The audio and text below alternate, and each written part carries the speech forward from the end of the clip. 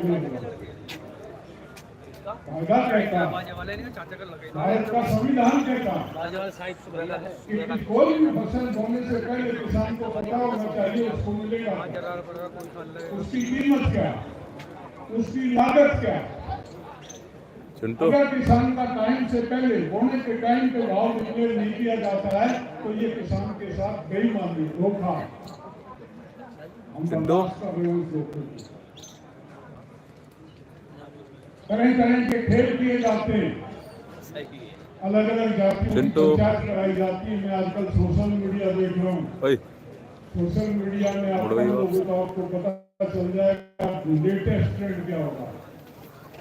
अभी जाट और गुर्जर को आगे किया, आपस में आमने सामने छोटा बड़ा किया जा रहा है। किसने उनको अधिकार दे दिया? ये तो वो इलाका था जब हम तैमूर रंग से लड़ रहे थे। 25 जनरल थे उस फौज के। उस फौज का सेनापति युवराज गुर्जर था। अधूरा इतिहास नारा उन लोगों को जो जानते नहीं है इतिहास को, उनको ताकि ये जातियों में इतने बढ़ जाएं ये कभी इकट्ठे ना हो और तुम 100-200 साल उनके भेंट बुलाते रहो। समझना पड़ेगा, लड़ना पड़ेगा, अच्छा होना पड़ेगा। बहुत बुरी हालत है। वो परसों कह रहा था एमएसपी दे दी तो 28 लाख करोड़ रुपए का घाटा होगा। मैं भी था बाई चांस। मैंने कहा टोटल कीमत 23 फसल जो एमएसपी में आती है उनकी 18 लाख करोड़ है। 18 लाख करोड़ की टोटल कीमत है, उसमें से 6% सरकार खरीदती है। 1,08,000 करोड़ रुपए का माल सरकार खरीदती है कुल। 28 लाख करोड़ का घाटा कहां से हो जाएगा? मैंने कहा ये बीजेपी का प्रवक्ता झूठा है, ये फ्रॉड है, ये गुमराह कर रहा है देश को। ये मैसेज दे रहा कि किसान जो है लूट खाना चाहता है लूट पे। हम तो पैदा ही 18 लाख करोड़ का करते हैं और सरकार स्वयं कहती है 6.5% केवल सरकार द्वारा खरीद की जाती है। तो घाटा कैसे होगा? लेकिन चल रहा। दूसरा उसने सवाल किया, संपूर्ण भारत इसी के भरोसे अपने परिवार का पेट भर रहा है, लेकिन वर्तमान की स्थिति में अपने वजूद को तलाश रहा। जल, जंगल, जमीन, ये तीनों हमारे लिए ऐसे हैं जैसे मनुष्य के शरीर में आत्मा। इसके बिना प्रकृति का कोई अस्तित्व नहीं।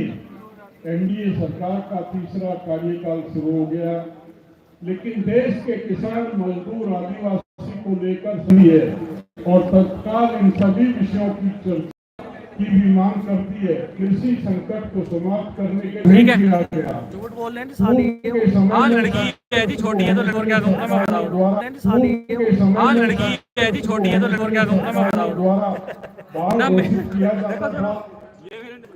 कॉर्पोरेट के दबाव में सरकार की बदलती मानसिकता से किसान हित व जनहित को हानि पहुंच रही है। सरकार जल्द इस विषय पर निर्णय ले वे भाव 500 रुपए प्रति क्विंटल घोषित करे, वे मिलों पर बकाया भुगतान को अविलंबित कराया जाए। नंबर 2, व्यापक ऋण माफी। देश का सबसे अहम वर्ग कर्ज के बोझ के तले वो कर्ज का बोझ झेल रहा।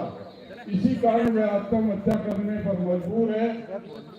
सरकारें कॉर्पोरेट घरानों का अरबों खरबों का रुपया बिना किसी शर्त व सूचना जारी किए माफ कर देती है।